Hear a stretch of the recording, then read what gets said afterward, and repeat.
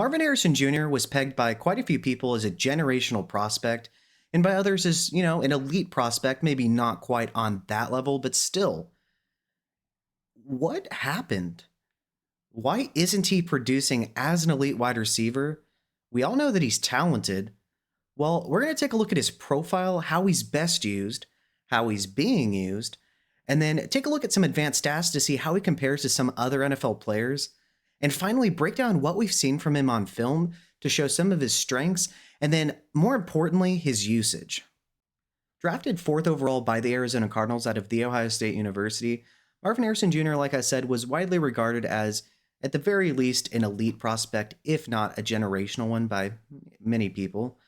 Standing at a little bit north of 6'3", officially weighing in at 209 pounds, he didn't do any of the drills, so there are no specific athleticism metrics to look at here. But he, if I had to estimate, probably would run a mid to low 4.4. If I had to guess, it probably would be around a 4.47. But he is an X wide receiver.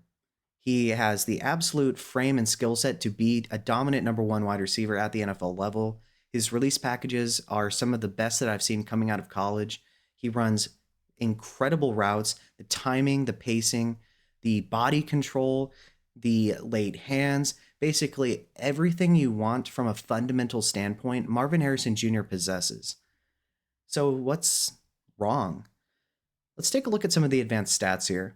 So I took a look at weeks 1 through 14 and wide receivers with at least 63 targets. That was a total of 48 for the sample size. Harrison Jr. ran 391 total routes, which is 94.7% of the team routes. So in terms of the amount of routes in which he's running, we like that he's running about 95%. That does mean he's on the field.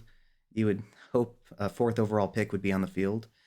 Looking at his utilization, though, he plays 25.4% of his snaps from the slot and 74.6% out wide. So he's not really given any gimme routes.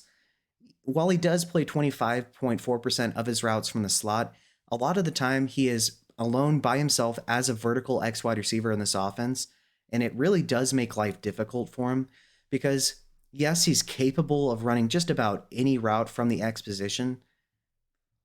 As you'll see later in the film, he's really not given any gimme routes. I mean, would it really hurt them to have a pick play ever for him? Apparently. Looking at his yards per out run, his 1.68 are 34th in the sample size of 48, so pretty low. His 77.3 PFF receiving grade, though, is 21st out of 48, so over the median. We do like that. And that better paints a picture that he's been better than the stats suggest. This is where the scheme plays into his lack of production, in my opinion. Look at his yak per reception. His 2.2 yards are tied for 46 out of the sample size. That is because he is running vertical routes down the field by himself with no help the majority of the time. His one missed tackles forced is tied for 47th. And he never was, an elite yards after catch guy like Malik Neighbors was. But he definitely was able to make people miss. And so I think scheme is heavily playing into the lack of missed tackles forced as well. And then look at his contested catches. His 15 are tied for third. Once again, he is running big boy routes by himself. He's not given any gimmies.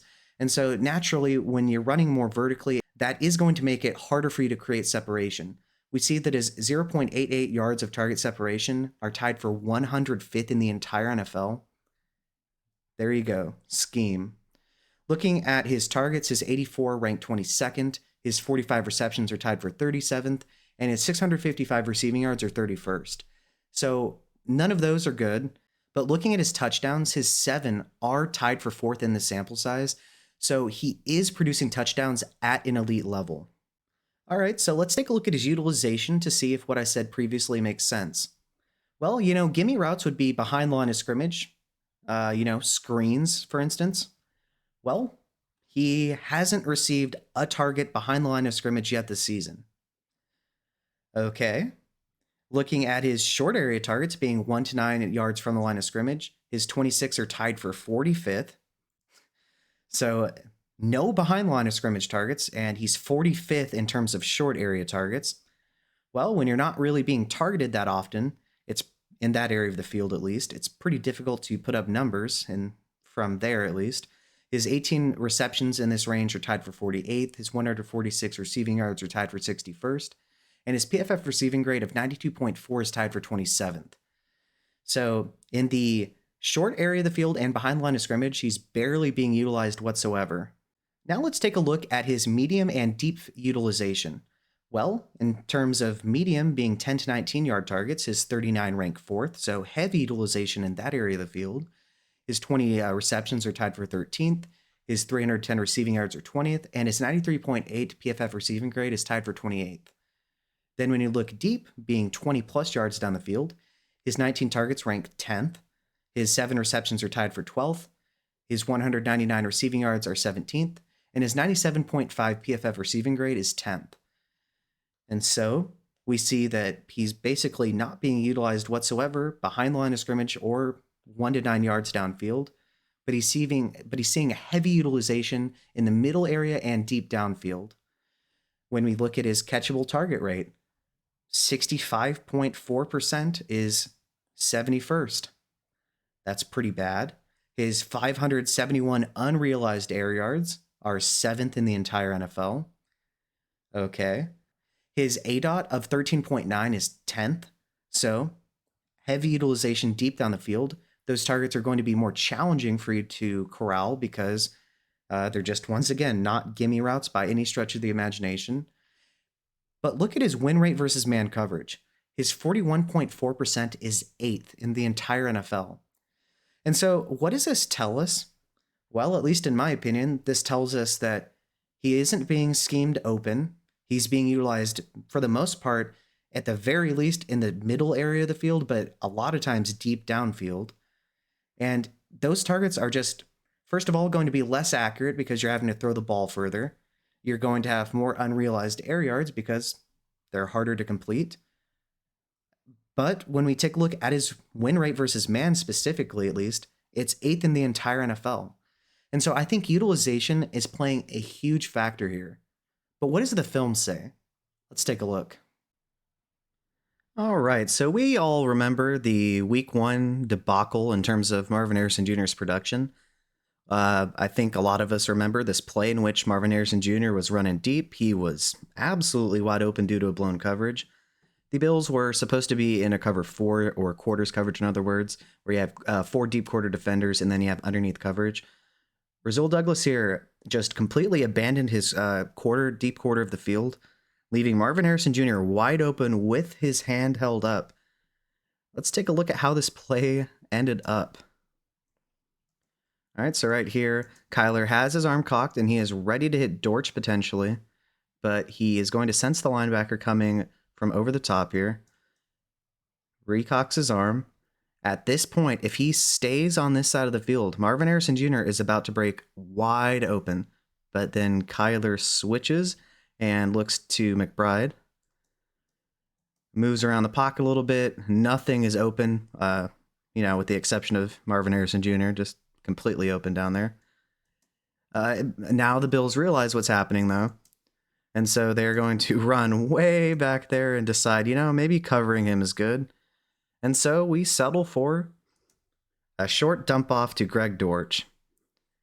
And while not every play, obviously, for the entirety of the season broke down and ended up like this, I think this is absolutely the epitome of Marvin Harrison Jr.'s rookie season, at least in my opinion.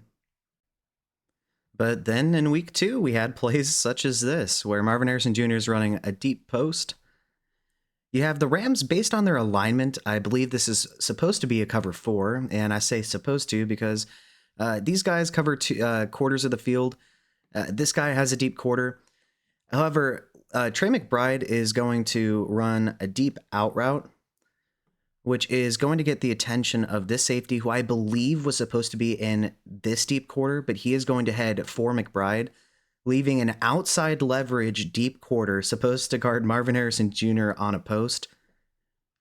As you can probably imagine, and if you remember how this play ended up, that's not a good idea for the defense. And so you see that Marvin Harrison Jr. is going to catch the ball, display remarkable body control. I mean, seriously, look at that. That is just ridiculous. spatial awareness, tough catching through contact as well. Marvelous. Marvelous Marv. And so, week two, after that, things were looking nothing but up. And I think all of the people who overreacted to 1 week of no production said, oh, hey, maybe this guy's good. Who could have guessed? And of course, I would not leave out his deep over, in which he adjusts his route upwards for the hole in the zone coverage. On this play, I believe it was supposed to be cover 3, so you'd have deep third defender, deep center field safety here. And I think Kobe Durant here was supposed to have a deep third, but he is going to stay much too short, leaving a giant hole in the open coverage. And so while, yes, this is a broken coverage, I do want to point out that Marvin Harrison Jr. adjusts his route upwards because he realizes he has the advantage here, gains a good amount of separation, and has just enough speed to get this into the end zone. So yes, once again, broken coverage, but still adjusting his route nonetheless, tracking the ball, getting yards after catch, and finding a way to score a touchdown here.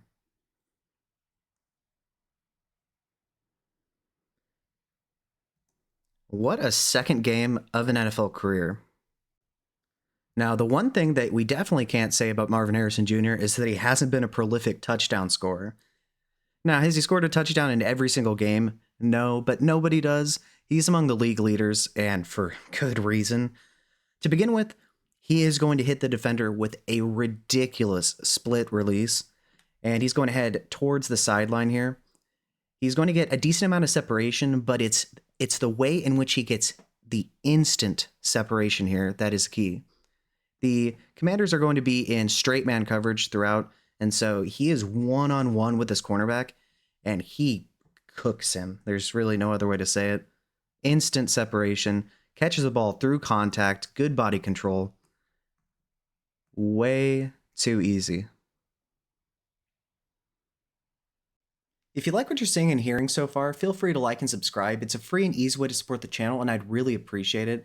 If you want me to continue making these breakdowns where we take a look at players' profiles, their utilization, their advanced stats, and then break down what we see from them on film, once again, just like and subscribe. It's free and easy, and it helps support the channel. Thanks. And now we have another Marvin Harrison Jr. on a drive route. He is going to go, it's really like an incredibly elongated slant route, basically. The Dolphins are going to be in cover 3, where you have these two guys in a deep third. However, this cornerback technically would be in a deep third, but he's going to match Marvin Harrison, and so he's going to cut all the way across the field and try, and the key word here is try, to contend with Marvin Harrison Jr. Let's take a look at how that works out. It doesn't. And so he's a couple steps behind Marvin. But look at the body control. That is just, that is so ridiculous. And so, the stats don't show it if you just look at the raw receptions, yardage, the touchdowns do, but those two don't show it. But look at what we see from Marvin on film. It's exactly what we saw from him in college. And we'll show one more Marvin Harrison Jr. touchdown for good measure. He is going to be running a fade.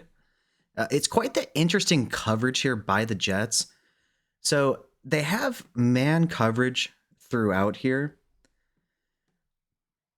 However, these two linebackers, so you have Jamian Sherwood here. He is going to be what I believe is supposed to be a deep middle zone, and then this guy is underneath him.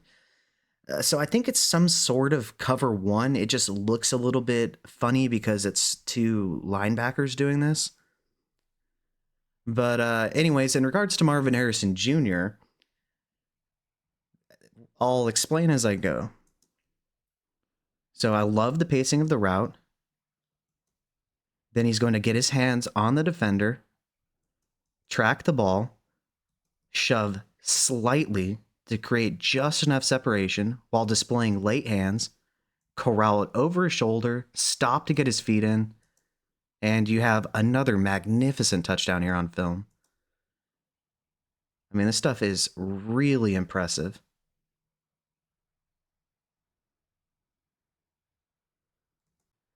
So then you might ask yourself, well, from what we've seen on film, he looks absolutely amazing.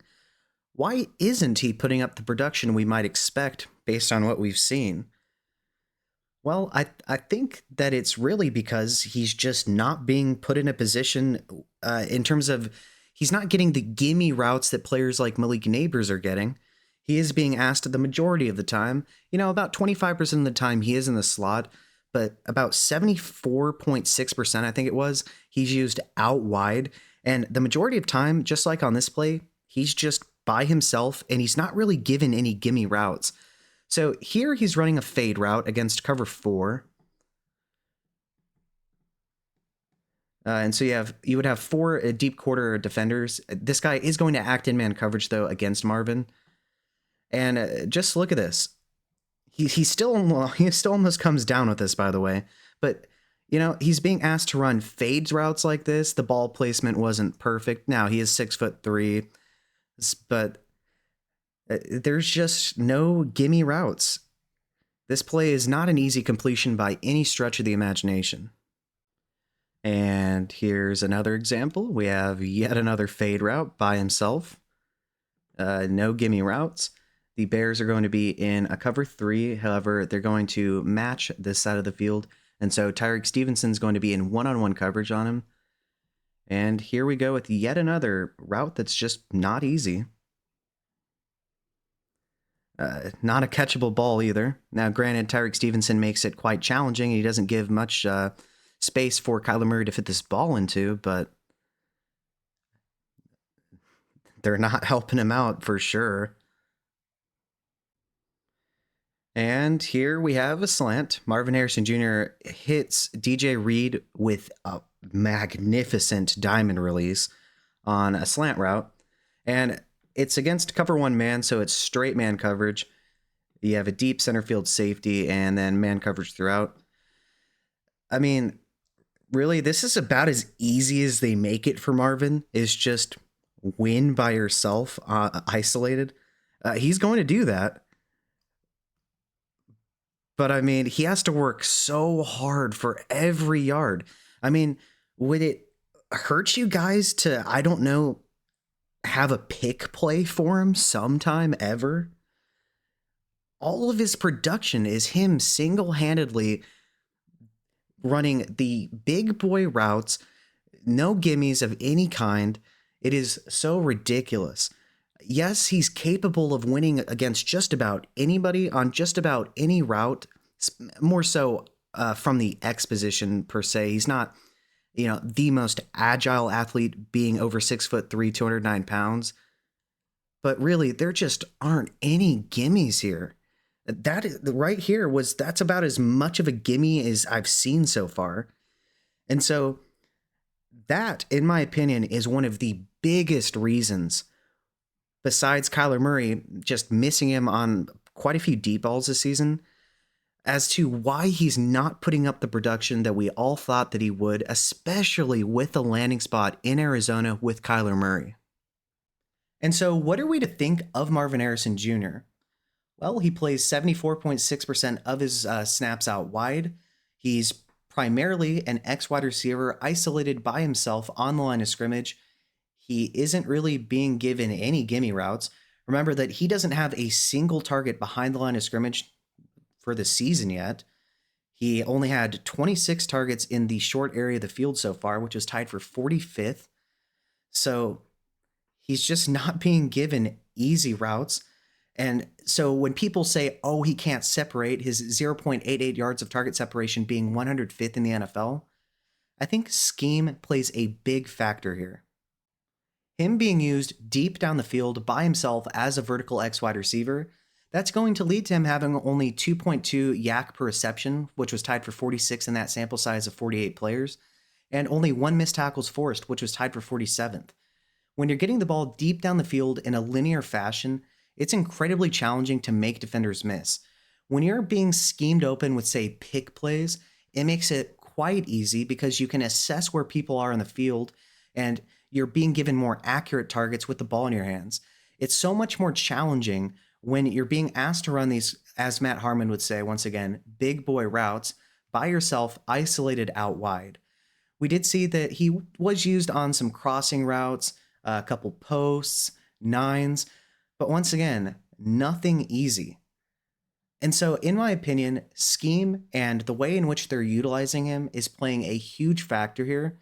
But when we took a look at the film, we saw elite footwork on his releases. We saw laid hands, a little bit of a push off, body control, spatial awareness. Everything we saw from him in college is there when you look at the good plays. It's just there aren't any gimmies. And so, in my opinion, he is absolutely on the verge of becoming one of the better wide receivers in the NFL. He is certainly one of the most refined players, at least in my opinion, already. It's just that the scheme isn't doing him any favors. But what do you think?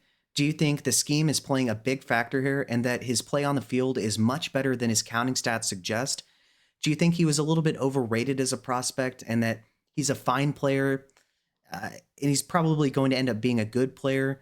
Do you think he's going to be just a mid wide receiver or do you think he's going to be a bust? Let me know below in the comment section and let me know why. With that being said, if you like what you've seen and heard, feel free to like and subscribe. And if there's another player that you would like me to create a video for, let me know below in the comment section. Thanks.